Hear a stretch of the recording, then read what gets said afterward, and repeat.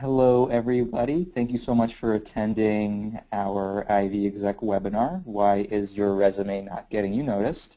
Presented by our very own Brad Attig, Director of Talent Development here at Ivy Exec. My name is Alex Barampriya. I also work here at Ivy Exec, and Brad brings over 12 years of talent and acquisition experience, along with 4 years working with high-level executives, helping them craft their personal brand strategies, as well as 8 years of experience in recruiting for top boutique retail recruitment firms. And Brad's expertise also includes personal branding, social media strategy, as well as locating top passive talent. And prior to joining Ivy Exec, Brad actually held several key merchandising positions with top retailers, including Macy's and Target. So we're definitely very excited to have Brad with us again today for our webinar series. And we're certainly very much looking forward to a really interesting conversation through this webinar. Okay, Brad, I think with that, I'll go ahead and hand it over to you to begin. Great. Thanks, Alex, and welcome, everybody. I'm glad to have you all out there. Want to talk a little bit about the objectives of this webinar. Alex mentioned that this is your webinar. There are, I think, 4 opportunities to ask questions. So start thinking about some questions you'd like to ask, and when they come up, Alex will select some, and I will do my best to give you an answer. Secondly, I want to demonstrate tonight how many different ways a resume can keep you from getting an interview. Okay, you know, I hear it all the time, lots of complaints about I'm sending my resume out, I'm not getting interviews. It's like I'm sending it to a black hole, or I sent my resume for a job that I'm just perfect for and they didn't even call me back. And there's a lot of ways that a resume can prevent you from getting your name called, and some of them are pretty obvious and some of them are very subtle. Also, I want to show you tonight actual examples of resume that the job seekers felt were, quote, good enough to send out. I hear that a lot. I'll be talking to people and I'll say, you really should do this, you should do that, and I'll hear, quite honestly, it's good enough. Well, good enough isn't good enough anymore. If any of you happen to be out there and recognize one of your resumes, you know, we're simply using this today as an example, and if you know, I hope that you'll learn from what I'm pointing out. These are actual resumes that have been sent in to me. I want to impress upon you also how quickly your resume creates a lasting impression on the reader.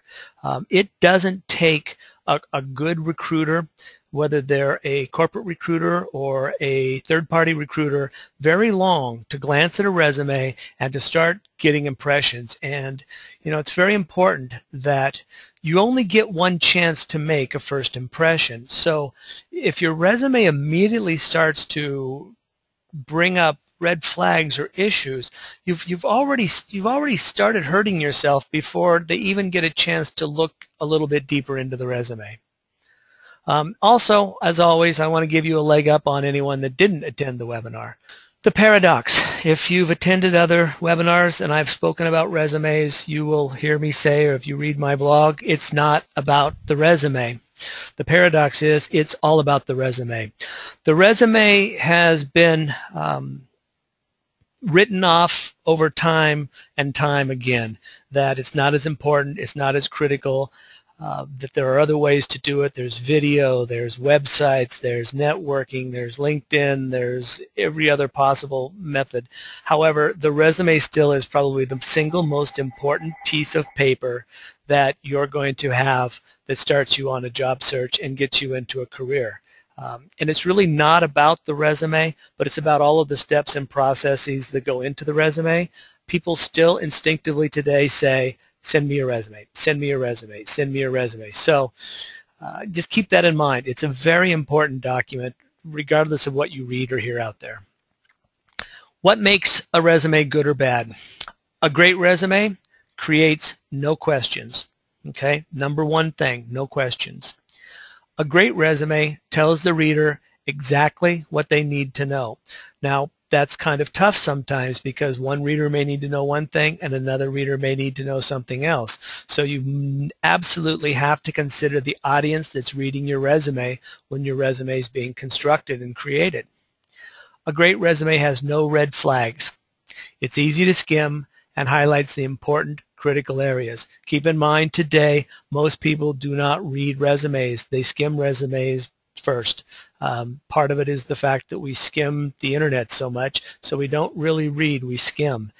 Red flags. Red flags are things that create some apprehension or raise an eyebrow or something to the reader. That can be missing dates, that can be unexplained gaps, that can be anything that can be not having a way to contact them, or not having a phone number and only an email address. Anything that makes the reader start to question and say, well, why did they do that, or why don't they have that on there?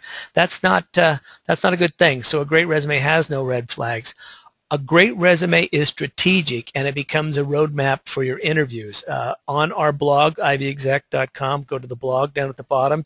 The webinar that I have, Working Backwards, is an excellent webinar to read to understand how, if you construct your resume properly, it will help you in your interviews. And a great resume is almost always created by a certified professional. I can instantaneously pick out resumes that were done by a professional versus resumes that were done by an individual. What makes a resume good or bad? A bad resume obviously doesn't answer the reader's questions. A bad resume is difficult to wade through. It can be caused by a lot of different reasons, and we're going to see some resumes in a little while that you'll see how difficult they are to try to figure out or how to skim through. A bad resume has errors and mistakes. I know that's pretty much common sense, but you wouldn't believe how many resumes I get with errors and mistakes or omissions. A bad resume has formatting issues. Formatting issues make it difficult to read, make it difficult to skim, make it difficult to find the information that you're looking for. A bad resume raises eyebrows. That goes back to the red flag thing.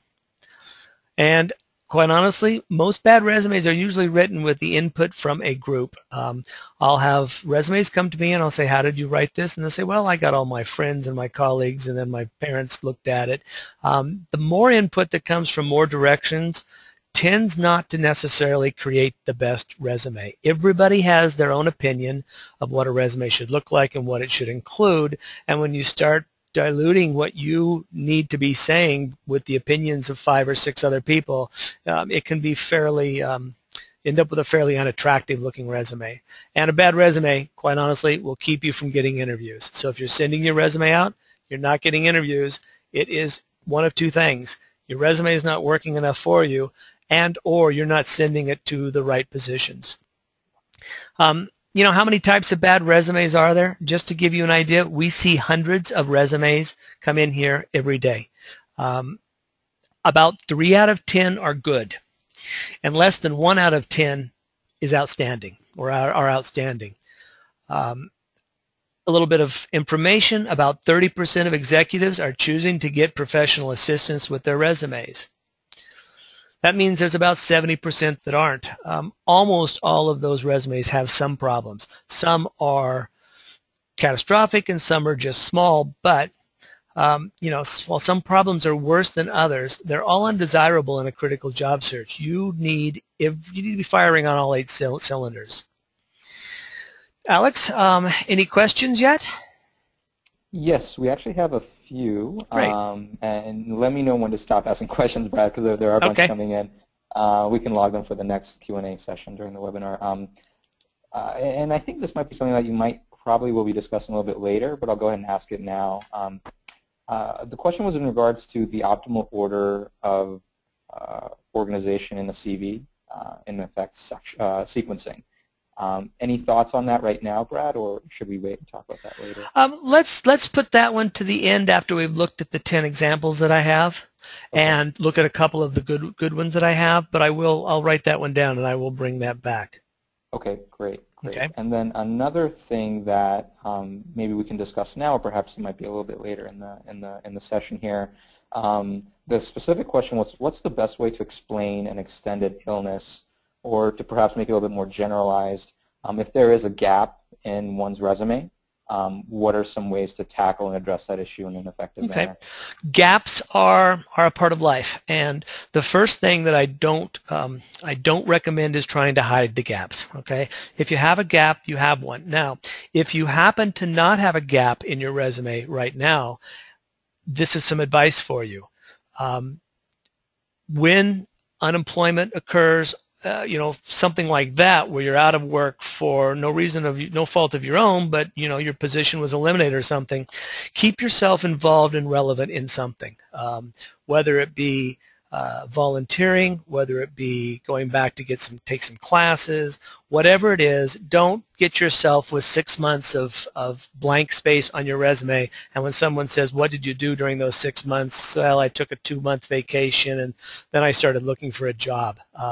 That's not good. What you should say is, well, I took the time to go back and learn HTML, or I volunteered 30 hours a week at the library helping people with their resumes, or I did something.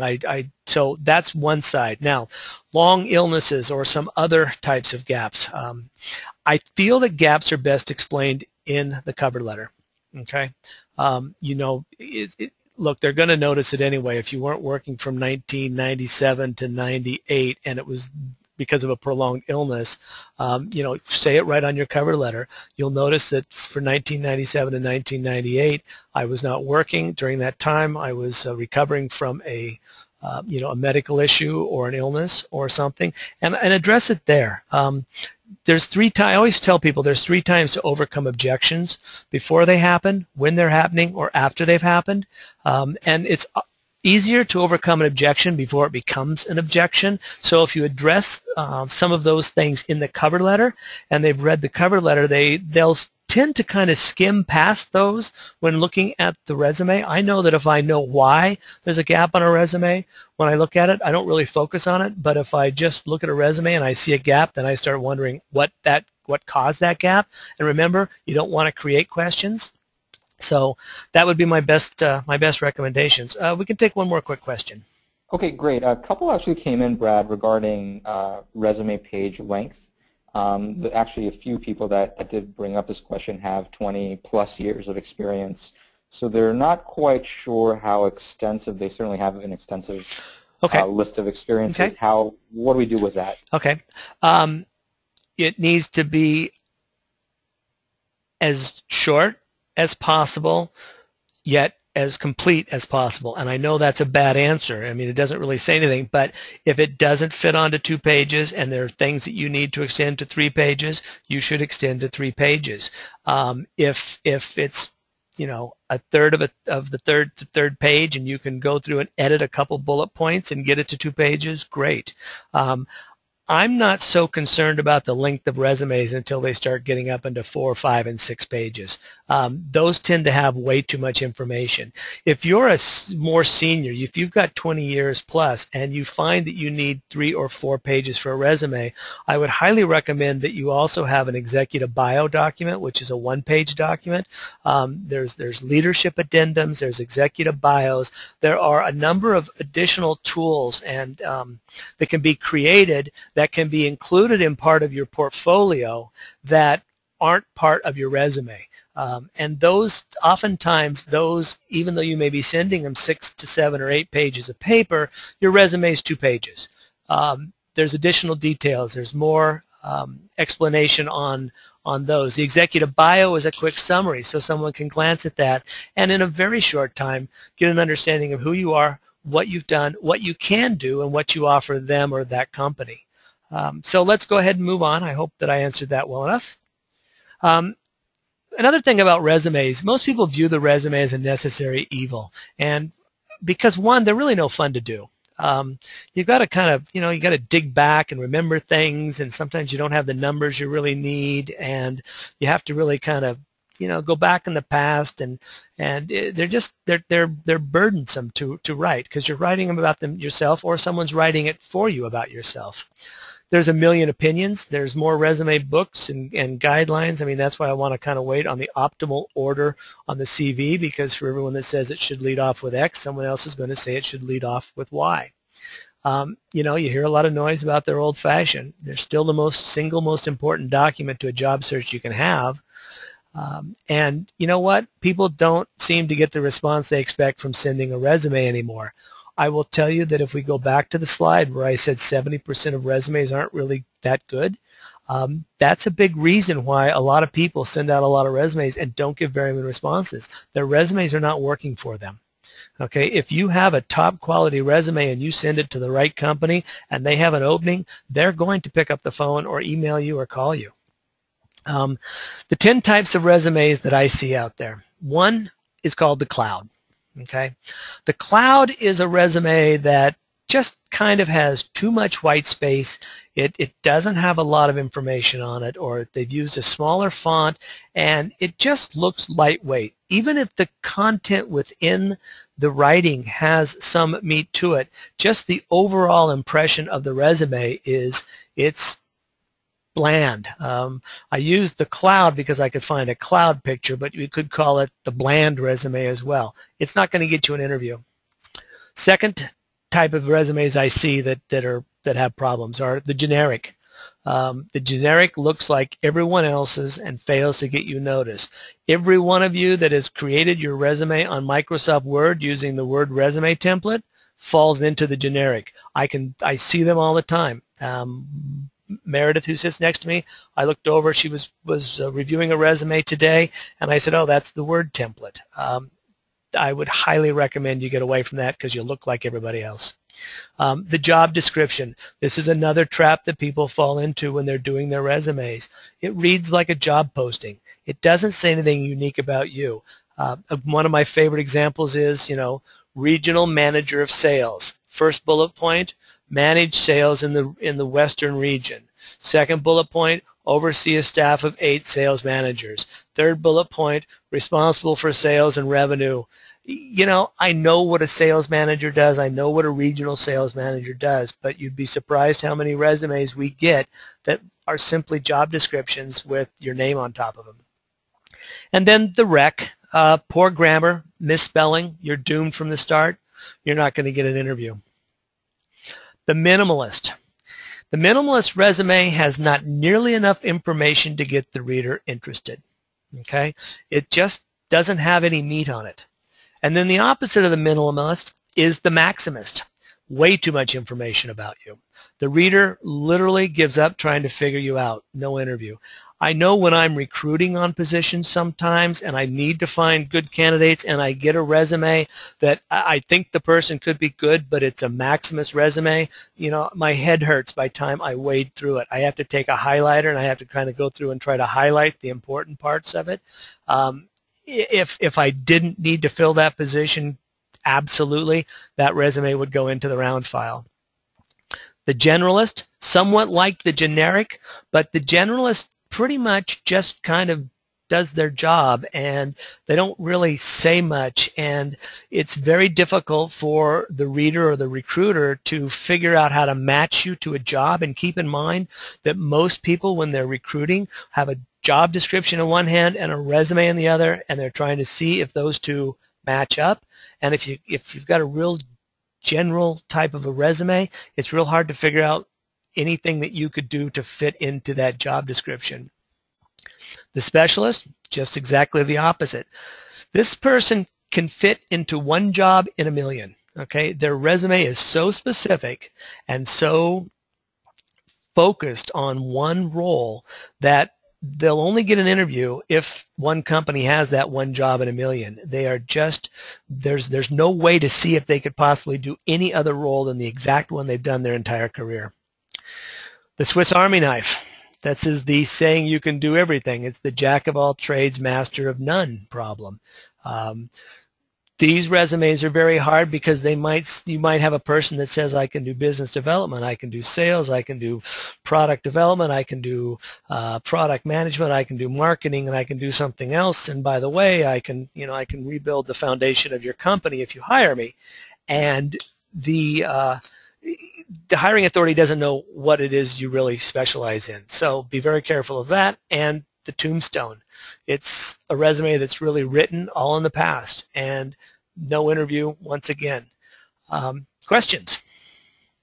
Great, thanks, Brad. Actually a few came in regarding the cover letter, so I'm going to try to generalize it as much as I can.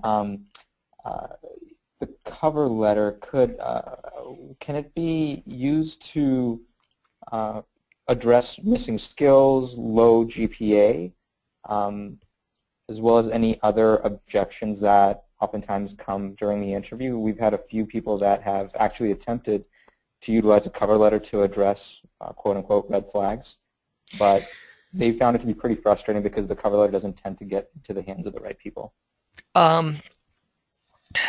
That's a very good point. Let's put it this way. If you don't include a cover letter, it has no chance of getting in the right hands of the right people. Okay? If you do include a cover letter, it has a chance to get into the hands of the right people. You're not assured of it, but you're certainly better off including one than not including one. As far as addressing red flags, I think the key is to explain things that shouldn't have that much of a bearing on your hireability. Okay. Now, if a company has a standard for a GPA of 3.5 and your GPA is 3 and they don't hire people with GPAs below 3.5, no amount of explaining on the cover letter is going to get you hired. Okay. If a company requires a master's or an MBA and they absolutely will not hire anybody with a bachelor's, explaining why you didn't get your MBA or your master's because of some catastrophic event is not going to get you hired. You should not be expending your time and effort even with those kinds of jobs. You should be looking for jobs that you have an opportunity to be hired into. So the cover letter should be explained. Cover letter can do two things. One, it should never regurgitate what's on the resume. It should never just reemphasize, hey, I've been working the last 4 years with XYZ company doing X, Y, and ABC, because that's going to be evident when they open up the resume. It should be tailored towards the company, the position, what you bring to the table, and if you have a red flag that could be explained and become a non-event that shouldn't impact your hireability, then you should explain it. How about another question? Great. And this is an interesting question, and it might be a question that I think many people actually have. Is there a difference between a CV and a resume? There is and there isn't. Okay, if you go to the traditional use of a CV, it was traditionally used in the past for very specific occupations. I'm not a great historian on the CV because I've never really done international resumes myself. We certainly can probably find out from Kim and get a better answer on this, one of our senior resume writers, because she was a Tory finalist, toast of the resume industry, kind of like the Oscars in the international category. But the CVs were originally done for specialties, more I think medical, legal, and some of those. It then kind of branched out a little bit, and if you see a CV that comes out of overseas, many times it has a lot more information on it than we would ever put here in the United States on a resume. It could have a photo, could have marital status, could have date of birth, all things that we just don't even want to go to based on some of the laws here in the United States. Other than that, for most people that are looking for a position in the United States or England, the resume or CV, as you call it, are very similar. There are some changes. Interestingly enough, I was talking with someone who is a gentleman that's up in banking in Canada, and he does need a resume for the U.S. because so much of the terminology in the banking industry is different in the Canadian market than the U.S. market, so it needs to be Americanized with the terminology and the phraseology. But that's important, and also he's going to be looking to Asia, and we may look at his resume and say, are there some things we need to change even for the Asian market? What's different in the banking market there than maybe the U.S. market? So again, it all stems to go back and consider your audience. One more question. Okay, great. This is a really good one. One of the attendees basically reflected on their resume and categorized it as a maximist resume. However, they explained that this was an attempt to increase their chances for hitting the keyword searches that online applications and databases typically use. Okay. So even though they customize their resume and cover letters for each job, do you have any specific advice for how to increase your chances of showing up in searches, but without having to overload the resume with a lot of perhaps unnecessary keywords? Most of the applicant tracking systems that I am aware of Don't necessarily put any additional weight towards having more of the same keywords or related keywords. It's not like a Google search. Okay, so if you have a keyword that they're looking for once on the resume, you're going to come up in the results. I'm not really aware of any of the ATSs out there that now are ranking resumes based on the number of hits on each keyword. So I think that's part of it. Secondly, I recommend if you've got a job description and you've got your resume and you go through and highlight the keywords on the job description and then you highlight them on your resume. If the job description has 22 keywords and you have 4, you probably have a problem if they're using an applicant tracking system to scan resumes in and using keyword searches. Okay, if it's got 22 and you've got 18 to 24, you're probably fine. Part of the Maximus problem with a resume is also, again, it goes back to the Swiss Army knife almost as well, trying to be all things to all people. So my recommendation would be is, have a good resume, have a couple versions of it, take time to highlight, and I'll talk a little bit more about that at the end about another thing that I do with resumes, but take time to highlight the keywords on the job description and highlight those keywords or find those keywords on your resume. You can do your own keyword search that way, and it can be very instructive. Okay, let's move on.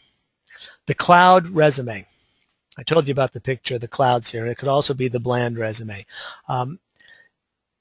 Here's a resume. It's not a bad resume. Okay, it's got some accomplishments in it. It's got some numbers in it, but it's just overall relatively unimpressive. And it's got a lot of white space. It doesn't show here. I should have put the actual edges on the resume so you can see, because the type is in. It's got real wide margins, and it just kind of floats there. There's too much white. The type just kind of sits on this. What it reads to me, the first thought when I see a resume like this is boring, no creativity. There's one line on it. Some people may say, wow, it's really easy to read, but to me, I come up with that problem, and it kind of minimizes. It just doesn't speak. It doesn't reach out and grab the reader. It effectively conveys what this person wanted it to say, but other than that, it's just kind of bland and boring. The next one, generic. Okay. I had to pull this. This is not a resume someone sent me, but this is the generic resume. It looks the same as everybody else's. You go and you get a resume template off the web, or you pick one out of a book, or you use that dreaded Microsoft resume template, and you do nothing to distinguish yourself from anybody else. There's not a lot of substance here. Not a lot of thought goes into throwing a few lines on this page. It's kind of meaningless communication because you're just filling in the blanks. It always reads to me that I don't know what I do or how to contribute, because in my mind, when someone's taking the easy way out and using some kind of a template like this, they're just trying to get it done as fast as possible for whatever reason. And it's underwhelming. It really is underwhelming. And when you get 5 or 6 resumes in a day sent to you that are all on the same exact Microsoft template, you just stop looking at them. We talked a little bit earlier about the job description resume. This is a job description that I pulled. Working with the Director of Finance, it's for a COO position, direct and administer financial plans, oversee business policies, review and analyze reports. And here's a resume. Look at this one. Cultivate and solicit steward gifts, manage engagement, collaborate with department chairs, partner with development colleagues, participate in all aspects of alumni. Cultivate stewardship. Again, it's a job description. There is one number in here on the assistant director, increased available financial aid, $2 million. But for all intents and purposes, you could move some of these things around and put position wanted, associate director of development, and you could post this on a job board. You do not want your resume to look that way. So it's got no meaningful accomplishments. It's kind of redundant because you kind of know what an assistant director of development does, and we cultivated twice on this one. And it reads to me as, this is what I'm supposed to do. and it doesn't really convey any individuality. And one of my favorites, the rec. The rec stops you cold in your opportunity for an interview. Here's one that came to me, a relatively senior individual. The highlighting or misspellings or poor grammar or the use of some acronyms that nobody would understand, such as WAWF or DCMA. Immediately, this person is not going to get an interview. All right, the formatting is bad. There are no bullet points. Look at how difficult it is to read through this. You can't skim it. You can't pick up anything. There's poor grammar. There are errors in spelling. And this one didn't have it, but another thing that happens on the rec are those stupid email addresses. You do not want fuzzykitty12@AOL.com to be your email address, okay? And believe it or not, people still use their cutesy little email addresses on their resumes. I immediately just discount that to almost zero. And there's a lot of problems in this one. Another resume, the minimalist. I make fun of Alex because Alex is very much a minimalist in the office. He has his Apple computer on the desk and nothing else. But his resume is very well done. Why, thanks, Brad. The minimalist, this is a CEO's resume, okay? It fits on one page. It makes me have to figure things out and assume things. I have to try to figure out what those companies are, if being a CEO of that company is a good thing or a bad thing. It tells me nothing. It lacks details. It's Spartan. It's got no substance. It's uninteresting. And it conveys very little information. So, the minimalist resume just doesn't tell you anything. The other thing about this is there's objective on here. Nobody really cares about the objective but you. I don't really care what your objective is if I'm going to interview you or hire you.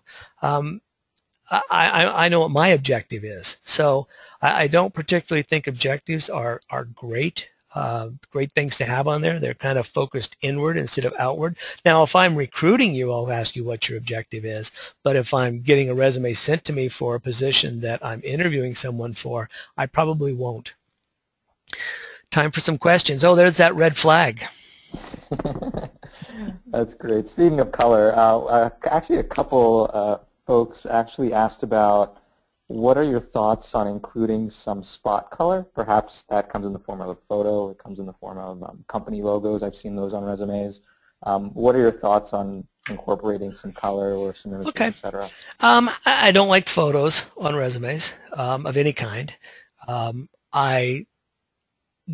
I've seen a lot where people have started putting the logos of the companies on. The problem I have with that is all of the logos are different sizes, shapes, and colors, so it kind of starts to look pretty cluttered, and my eye tends to go towards color. I believe in using color in resumes. I believe in that the color can be a very important way to draw attention to a quote or a specific accomplishment or something. And in those instances, I highly recommend it.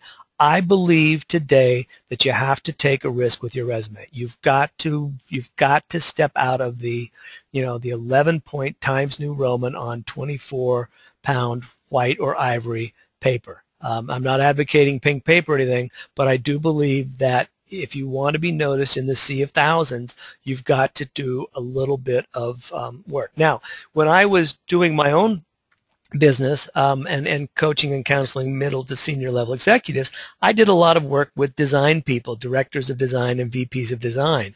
We went wild with color, but that was an entirely different industry. But if you're in marketing, hey, you know what? You got to do something a little bit different. If you're in a more creative world, web design or something like that, you can step out a little bit more. So I would recommend exploring color. Next question. Great. You referenced in one of the resumes that we were examining the use of bullets, or in that case, it was the lack thereof. Can you talk a little bit more about bullets? Because from what I can tell, sometimes you can go totally in the opposite direction where there's just way too many. You can. You absolutely can. And there's a magic number that's 7 minus plus or minus 2. And I forget what the name of that magic number is, but that means 5 or 9 are magic numbers. For bullets, I would never go more than 5. And less, typically your current position, you're probably going to have more bullets in the prior position than the prior position to that. So it might go from 5 to 3 or 5 to 4 to 2 or something. You don't need a ton of bullets, but bullets are very easy to skim. A couple other things on formatting, and I'm not 100% sold on this. In anticipation of this webinar and in preparation, I went on to the LinkedIn group that is the Professional Resume Writers group that I'm a member of, and I posted, hey, what are some of the things that, make a bad resume bad? And a couple people responded back about it's harder to skim italics than regular text, and it's harder to skim bold text than it is regular text. I'm not so sold on those, but just so you know that those are some of those millions of opinions that are out there. So bullet points, no more than 5. That's the magic number, 5 or less.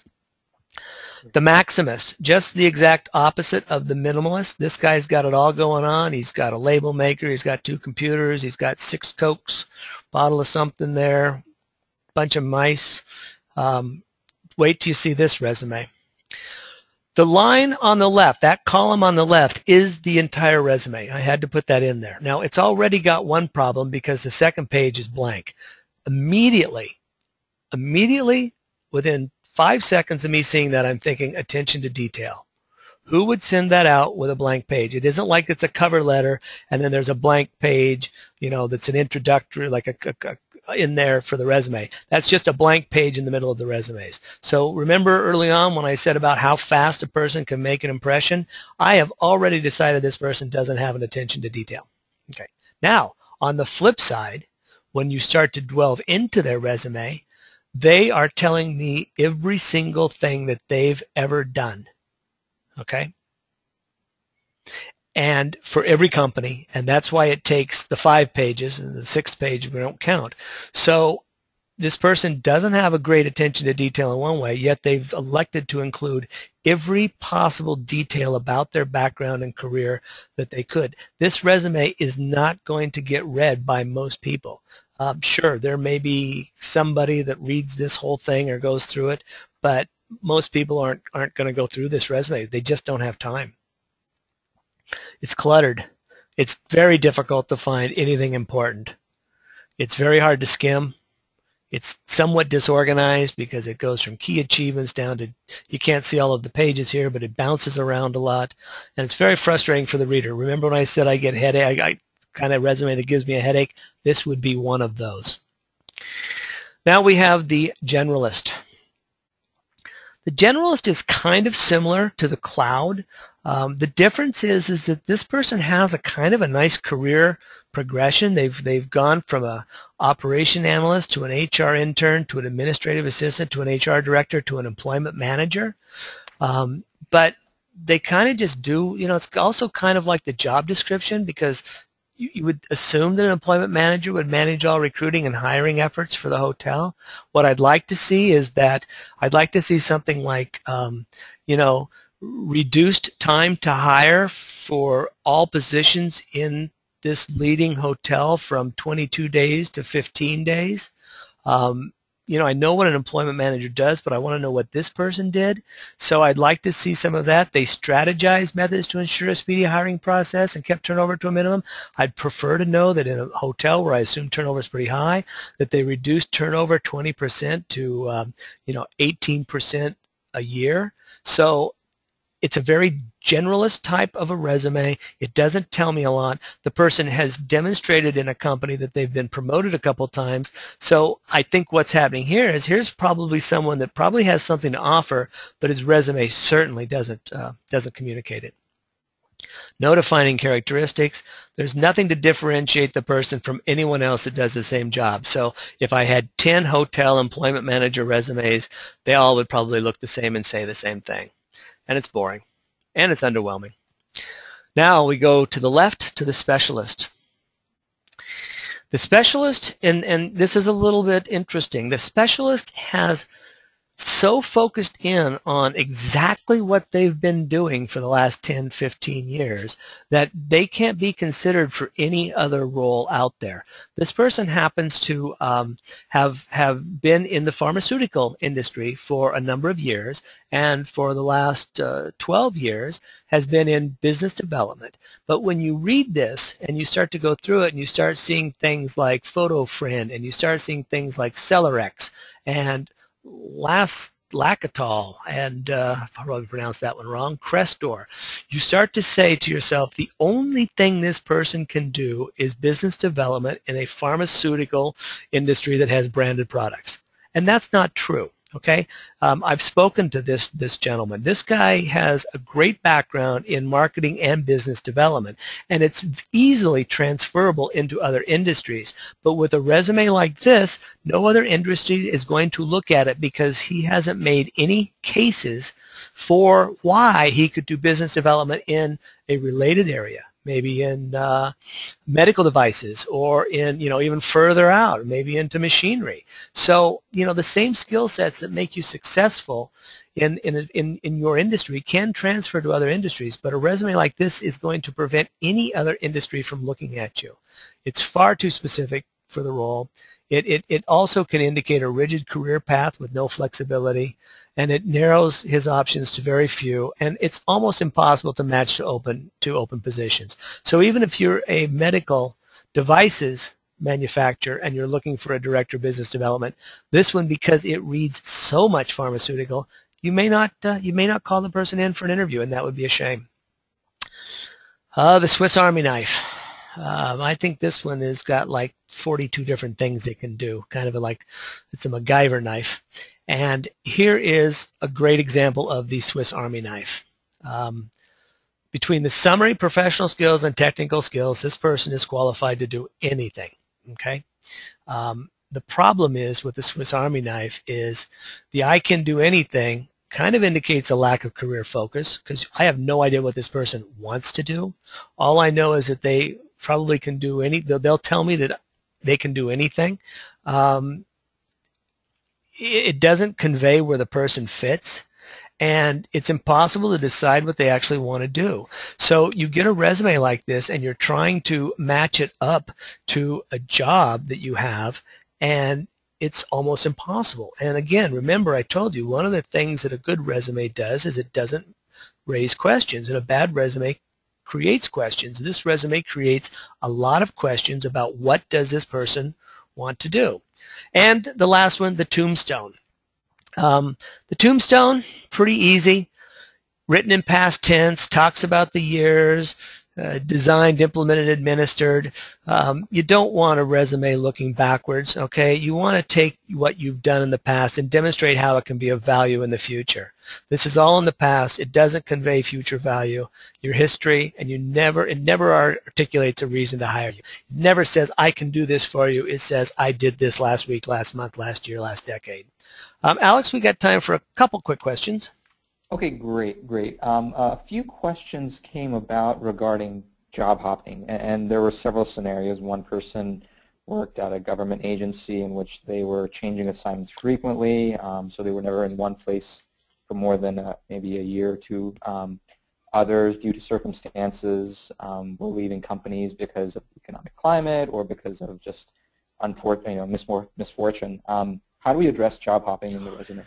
Well, there's a couple reasons. If you're working for a government agency and you're being moved around from place to place, you can certainly start out that section with a short little brief explanation of I was with this section of or this area of government, which required that we move every 12 years or 16 months or 8 months or something, and I would just explain that and then put the other parts down underneath that.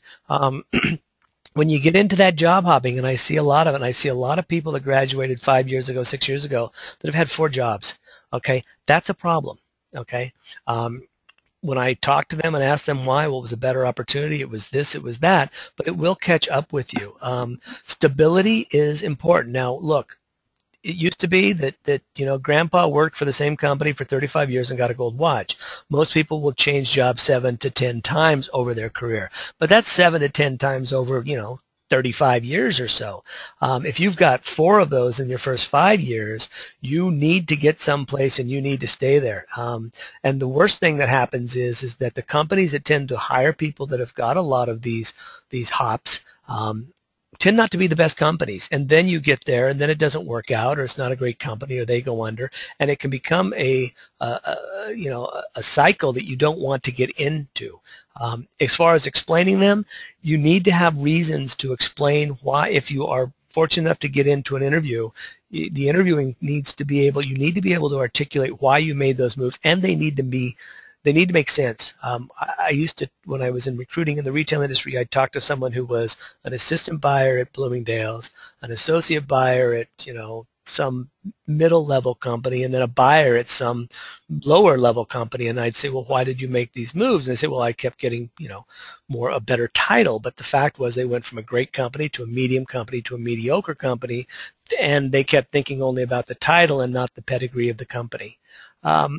Alex, we're going to jump ahead real quick because we got about 11 minutes left here. Sure.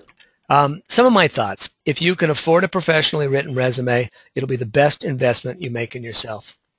The opportunity cost of using a bad resume can run in the tens of thousands of dollars. If you're making $100K a year and you're unemployed for 6 months and you are missing out on interview opportunities because your resume is not doing work for you, the amount of money that you're hemorrhaging is so excessive, and it doesn't have to be that way. Another thing, more and more job seekers are getting professional assistance. This makes the job search climate hyper-competitive. And good enough doesn't cut it anymore. You can, of course, as I just said, get away with sending a bad resume to a less desirable company, but that's really, is that your objective?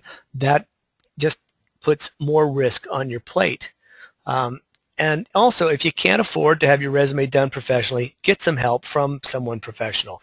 State career centers, local libraries, some job fairs, they oftentimes have places you can go and get some help with your resume. It's not going to look the same as having a certified professional resume writer writing it, but you're going to have a better document than you would have on your own.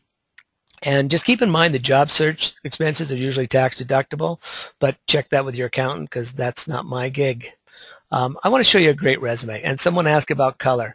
This resume makes very good use of color. The quote, "Blank is a solid business partner who provides valuable business insights far beyond the scope of traditional F&A practitioners." I look at this resume, I know immediately this person is a corporate finance management executive. The first 2 inches tell me everything I need to know to decide if I should keep reading or not. It's easy to read, it's easy to understand, it's visually engaging, it differentiates the candidate, and the first 2 inches tell you all you need to know. Now, someone asked about keywords. I think the core competencies on this is a little big. I think there's a lot of them there, and you might say, well, is this person kind of being a jack of all trades or a Swiss Army knife? But I understand that those were most likely placed there for keyword search. Okay, that's the reason I think I would probably have half as many bullet points and maybe try to incorporate some of those more into other sections. I like the industry sectors, the value-added qualifications. This tells me a lot. And this resume, I am 100% positive, was done by a professional resume writer. It came to me. It wasn't done by us, though. Here's another strong resume. Didn't take advantage of the use of color, but could have used color on that product development, origination, resource planning. Again, tells me what this person does.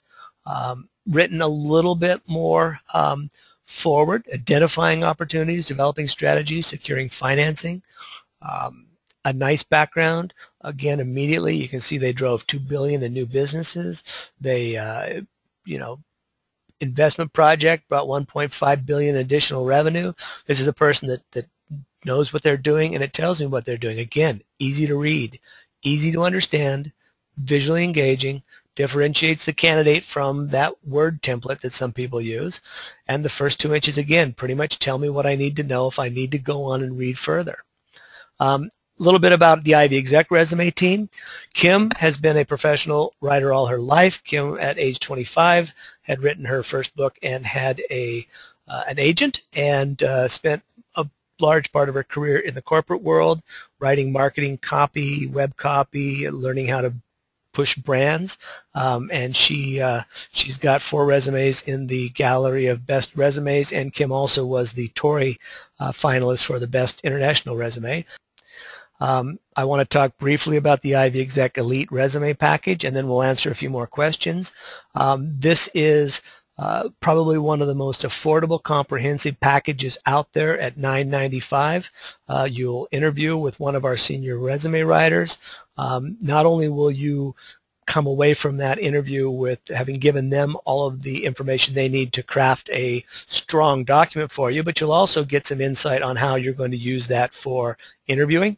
It takes about 5 to 7 business days for the first draft. You then review it, go over it, send it back. It takes about 2 or 3 more business days. It includes a cover letter, an online profile update. There are additional tools that you can add on to this, bios or leadership summaries. Okay, Alex, questions. The optimal order on the CV, I want to get back to that real quickly. There isn't necessarily an optimum order. It somewhat depends on your history and your background. There may be times if you're trying to change careers, if you're trying to transition or move into a different industry, that you may want to flip the order a little bit. But other than that, it's typically traditionally about the same as a resume. You know, your contact information, remember the first 2 inches of a resume or CV is the point of white heat. A lot of CVs I see waste that space with nothing, and that's the first thing a person sees. If your resume comes through, if you actually mail one, you open it up, you see above the fold. When you open it up in an email, you typically see that first 2 or 3 inches.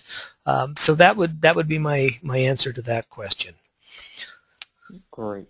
Great. And Brad, we had a few questions regarding the tombstone resume, and perhaps it just may require a little bit of clarification on our part. They were confused. A few attendees said that they were confused in the sense that, did you mean that nothing in the resume should be in the past tense, or does it need to be in the present or future tense? Okay, here's what I mean by that. When I see a resume that is entirely in past tense, and that person's job, which he's still in, is written in past tense, okay, it means that they're looking backwards. Okay, that's what I pick up from it.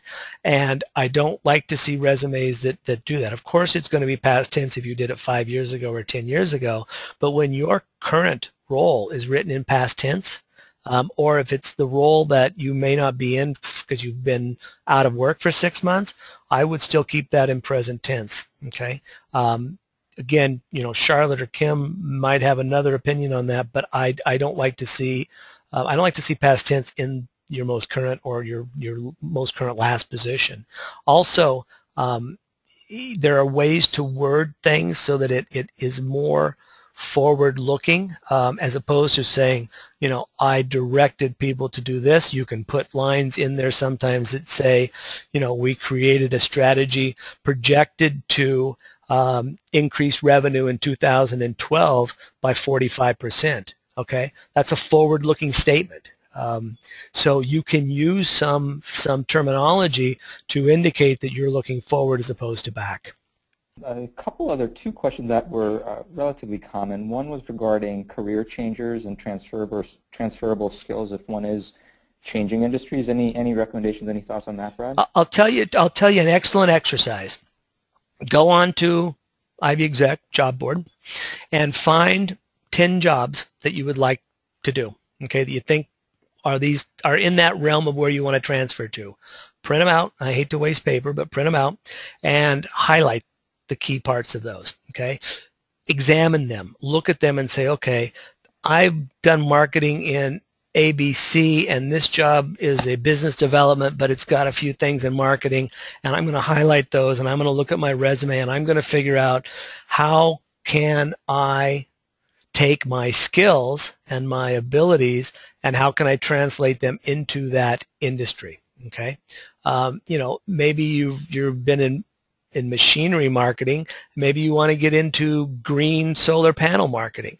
You know, those skills are completely transferable. But the exercise of finding job descriptions and going through them, and I don't think job descriptions are written very well, but they're good for one thing. They're good for those keywords and those key things you need to highlight and say, okay, do I have this? Do I have that? Can I talk my way through this? Do I have a story if they ask me about that? You know, that kind of preparation is very, very good. Another thing to do with your resume is get a set of 4 highlighters of 4 different colors. And if you've got a resume where you think you can do 3 things, you can do business development, marketing, and sales, okay? Highlight sales in yellow, highlight business development in orange, and highlight marketing in green, and then go through your resume and look at bullet point by bullet point or line by line and highlight them as to which one of those matches up to those colors. So when you get done, you've got a completely what I call a markup version of your resume, and you're looking at it, and look and see if it makes sense once you've color-coded it. It's when you read your own resume, you skim and you fill in the blanks. But when you actually put those colors on there and you start saying, wow, you know what, this job is all about marketing, but I did more than just marketing. I did sales and biz dev there, but I didn't talk about it. Or, you know what, I've got a marketing bullet point, then I got a biz dev, then a sales and a biz dev. That doesn't make any sense. So it's a great exercise. I recommend everybody do it. One more question, and then we got to say goodbye. Yep. Let's do one more, Brad. A couple questions regarding career summary, objective statements. What are your thoughts on how we treat that specific portion? I don't like objectives. I like summaries like this.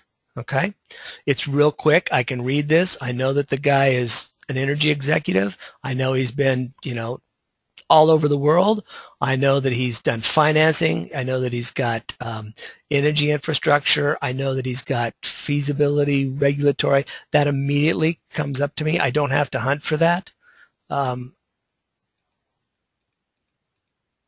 Again here, real quick, nice summary. This person's a global corporate finance advisor.